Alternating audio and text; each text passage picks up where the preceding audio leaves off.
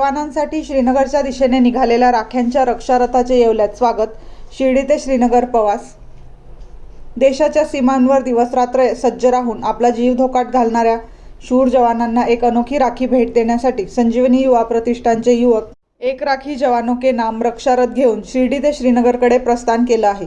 गेल्या 5 वर्षांपासून सलगपणे राबवला जाणारा हा उपक्रम यंदाही मोठ्या उत्साहात साजरा होत आहे.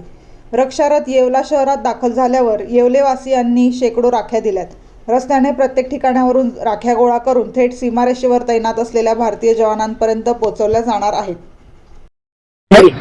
नमस्कार, माझे नाव सतीश अशोक निकम.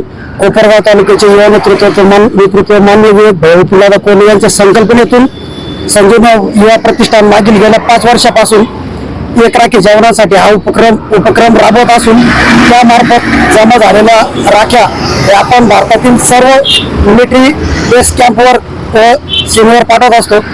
त्याप्रमाणे यावर्षी शिर्डी ते श्रीनगर या ठिकाणी कोपरगाव तालुक्यासह भारतातील संपूर्ण जिल्ह्यातून जमा झालेल्या राख्या आपण जम्मू काश्मीर येथील बेस कॅम्पवर जवानांसाठी पाठवत आहोत. परत घेऊ. नमस्कार, माझं नाव विशाल किसन गोरडे.